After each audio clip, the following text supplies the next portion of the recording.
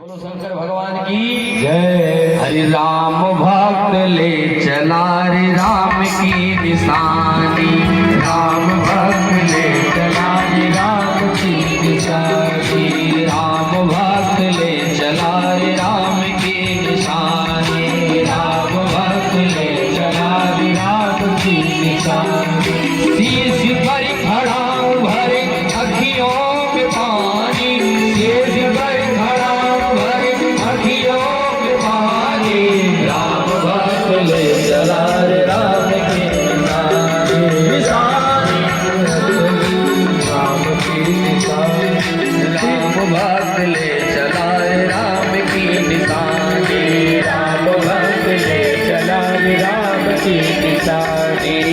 शीश खड़ा धरी ले चल ऐसे, शीश खड़ा धरी ले चल ऐसे, राम लखन सिया संग हो जैसे, राम लखन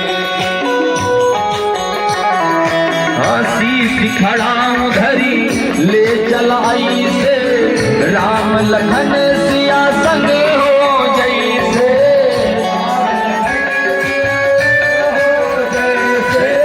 राम लखन सिया संग हो जैसे, राम लखन सिया संग हो जैसे। अब तो इनकी छाँव में, अब तो इनकी छाँव में कटेगी जिंदगानी, राम भक्त ले चला रे राम की निशानी, राम भक्त ले चला रे राम की निशानी, निशानी, राम भक्त ले चला रे राम की निशानी।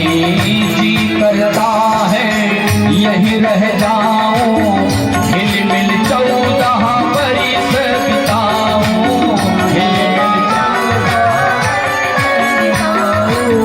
जी करता है यही रह जाऊं, हिल मिल 14 बरिस बिताऊं, हिल मिल 14 बरिस बिताऊं। राम जी की आज्ञा है, भैया की आज्ञा है, भरत को निभानी, राम भक्त ले चला राम के निशानी, राम भक्त ले चला राम की निशानी, राम भक्त ले चला राम की निशानी। बोल भरत सरकार की जय। भरत जी अयोध्या में आए, राज सिंहासन में चरण पादुका को रख दिए, कुशल सेवकों को सुरक्षा में लगा करके स्वयं चले गए नंदीग्राम भरत कुंड, और जटाजूट रखा करके भगवान के जैसा ही वनवासी वेश धारण करके पुरी की रक्षा करने लगे। एक दिन भरत जी के मन में विचार आया, भैया वन में है, जमीन पे सोते हैं, यह दास पलंग पे सोए अच्छी बात नहीं है, जमीन पर सोना प्रारंभ किए। दूसरे दिन विचार आया कि भगवान जमीन पे सोते हैं, मैं भी जमीन पे सोऊं तो बराबरी का आसन हो गया। भरत जी ने एक गड्ढा खुदवाया, गड्ढे में जो है कुशासनी लगाई और भगवान से 2 फुट नीचे अपना आसन डाल करके जमीन पे सोने लगे। इस प्रकार से भरत जी भैया की प्रतीक्षा कर रहे हैं, जो वचन दे करके आए हैं कि 14 वर्ष से 14 मिनट ज्यादा हो गया तो भरत अपने प्राणों का त्याग कर देगा। इधर भगवान जो है चित्रकूट में निवास कर रहे हैं। पता चला देवराज इंद्र के पुत्र कौआ बन करके आए, परीक्षा लेने, हो गए फेल। भगवान ने एक आंख का अंधा करके जयंत को भेज दिया। नारद जी आए, एक दिन भगवान विचार किए, चित्रकूट में देवताओं को पता चल गया हम रह रहे हैं, सवाए दिन आते रहते हैं, इसलिए चित्रकूट का त्याग करके भगवान सीधे पंचवटी पहुंच गए। बोलो शंकर भगवान की जय। और जैसे पंचवटी गए, भगवान को कुछ ही दिन बीता था, इतने पर वह आई गई हो। बोलो शंकर भगवान की जय। अरे आई गई आई गई आई गई हो। कौन पंचवटी में कौन आया?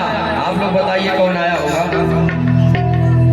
हाँ, आई गई आई गई आई गई हो, सुपर्णखा बुआ आई गई।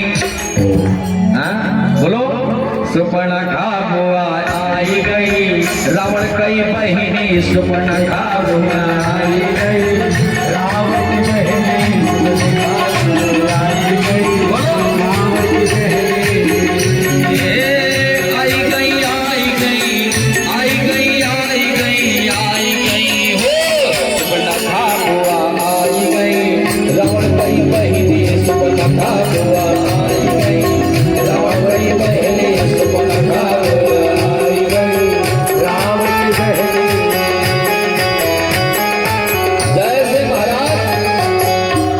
सुपर्णखा जी आई सुर्पणखा रावण कई बहिनी दुष्ट हृदय दारुण जस अहिनी। अहिनी का मतलब होता है सर्पिणी, दुष्ट हृदय दारुण जस अहिनी, इतनी दुष्ट है जान लो सापिन है। और वही आ गई घूमते घूमते जंगल में पंचवटी पहुंची, जहां भगवान जानकी मैया भैया लक्ष्मण के साथ निवास कर रहे हैं। लक्ष्मण जी धार रख रहे हैं बाण पे। इधर से बुआ आई, ऊपर से देखते देखते राम लक्ष्मण जहां पर निवास कर रहे हैं जानकी मैया के साथ, राम जानकी मैया के साथ बैठे हुए हैं। राम जी को देखकर सुपर्णखा मोहित हो गई। कहीं इतने सुंदर राजकुमार बैठे हुए हैं,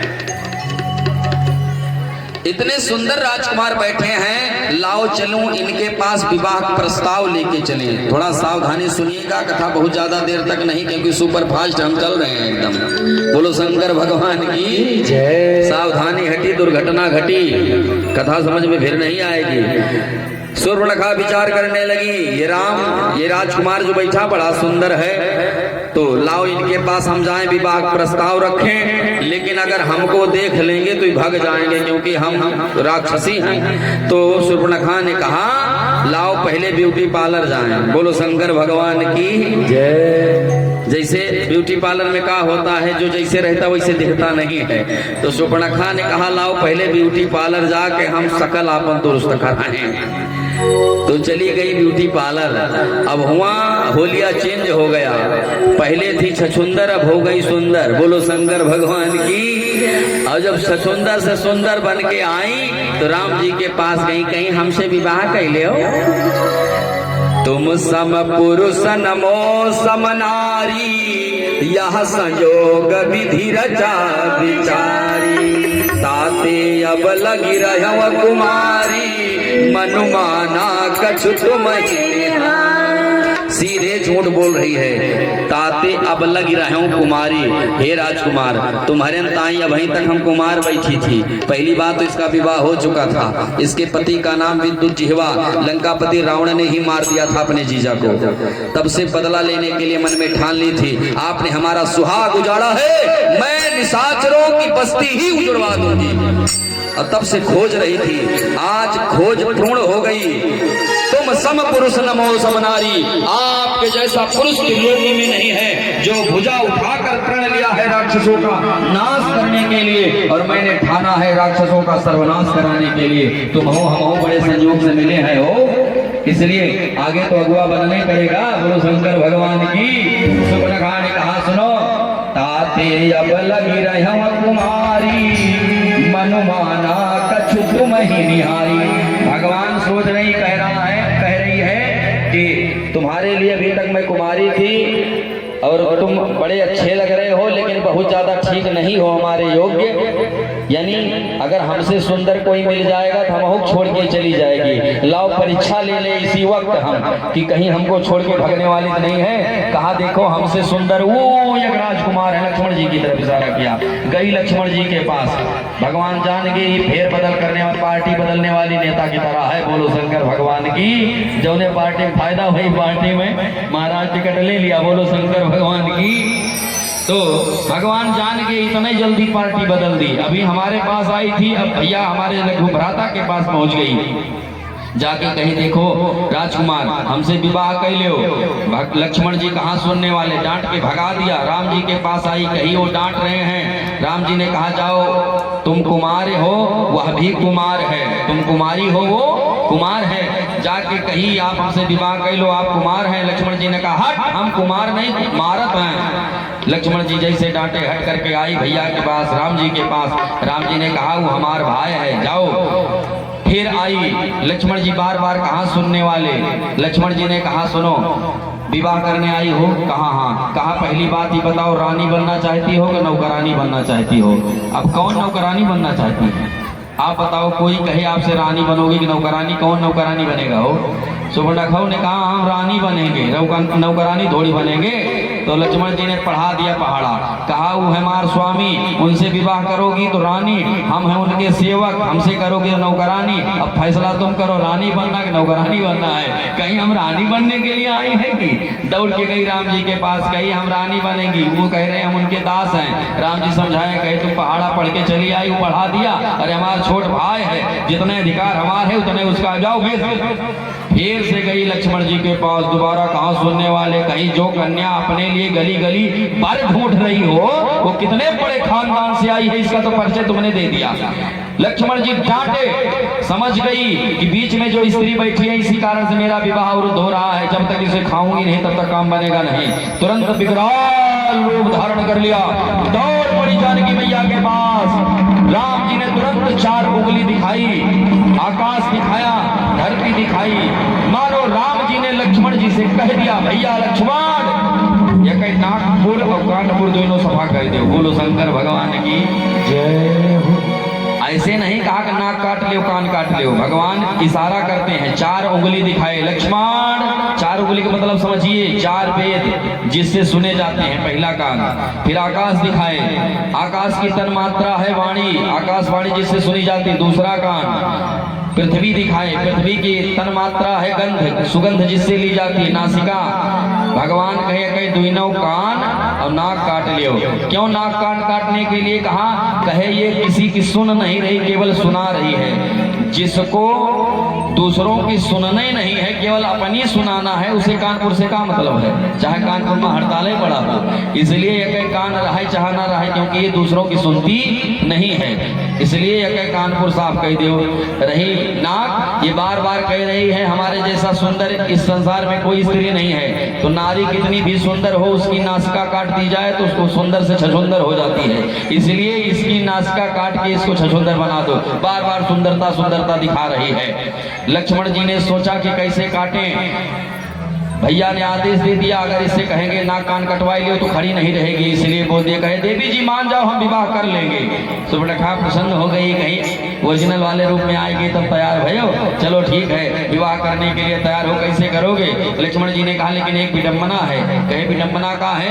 लक्ष्मण जी ने कहा हमारे यहाँ जब विवाह होता है, हमारे यहाँ की कुल रीति के अनुसार दूल्हा मौरा पहनता है, दुल्हन मौरी पहनती है। हमारी खोपड़ी इतनी छोटी है, तुम्हारी खोपड़ी इतनी बड़ी है। हमारे साइज का मौरा तो बाजार में मिल जाएगा, तुम्हारे साइज के मौरी कहीं मिलना नहीं, मुश्किल है, ऑर्डर देना पड़ेगा। अब ऑर्डर देने के लिए नाप लेना जरूरी है, और नाप लेने के लिए चीटी प्लाई नहीं है, इसलिए हमारे पास तलवार है, टेंशन ना लो, नाप ही दो। सुपर्णखा प्रसन्न हो गई, तलवार को ही घुमा करके लक्ष्मण जी नापने लगे। कहा हिलना मत, नाप ही दो, नाप ही दो। बस महाराज जैसे घुमा के नापे, तुरंत दोनों कान और नाक सब हड़ताल हो गए। बोलो शंकर भगवान की। नाक और कान काट के हाथ में दे दिया, कहा ले जाओ। मानव चुनौती दीन, सारे राक्षसों को चुनौती दे दिया। अब सुपर्णखा कटकटी बन करके आई सीधे खरदूषण के दरबार में, और खरदूषण के दरबार में जैसे दरबारियों ने देखा, तुरंत कहा क्या? आई गई आई गई आई गई हो, आई गई आई गई आई गई हो, अरे नकटऊ हुआ आई गई, राजा कई बहिनी नकटऊ हुआ आई गई, राजा कई नकटऊ हुआ आई गई, राजा कई बहिनी नकटऊ हुआ आई गई, राजा कई बहिनी नकटऊ हुआ आई गई। नाक कान कटा करके आई है, परिचय हुआ खरदूषण पूरी सेना लेकर के युद्ध करने के लिए आए हैं। भगवान ने पूरी सेना से खरदूषण का काम तमाम कर दिया। बोलो शंकर भगवान की जय। सीधे गई लंकापति रावण के पास। रावण ने कहा तुम जाओ हॉस्पिटल ट्रीटमेंट कराओ, हम व्यवस्था बनाते हैं। सीधे गया अपने मामा मारीच के पास, कहा मामा तुम मृग बन जाओ, मैं साधु बन जाता हूँ। तुम नारी राम लखन को बहलाना, मैं नारी हर के लाता हूँ। मारीच ने खूब समझाया, समझ में परसेंट नहीं आया, निकाला खटक, कहा उनसे पहले तुम्हारे काम कल्याण कर देंगे। मारीच ने कहा जब मरना है तो भगवान के हाथों से मरे, दुष्ट के हाथ से मरने से काम मिलेगा। तुरंत बनने का निर्णय ले लिया और सीधे भांजे के साथ लंकापति रावण के साथ मारीच चल पड़ा, माया का मृग बना, मायापति को लुभाने के लिए आगे आगे जा रहा है। जानकी मैया के कहने पर भगवान ने उस माया मृग का पीछा करते हैं और अंत में बाण लगते ही जब बड़ी दूर निकाल ले गया तो बाण लगते ही कहा, हाय लक्ष्मण। इस शब्द को सुन करके जानकी मैया घबराई और लक्ष्मण जी को रघुनाथ जी के पीछे भेज दिया। मौका पार करके लंकापति रावण नकली बाबा बन करके आया, जानकी मैया का हरण कर लिया। बोलो शंकर भगवान की।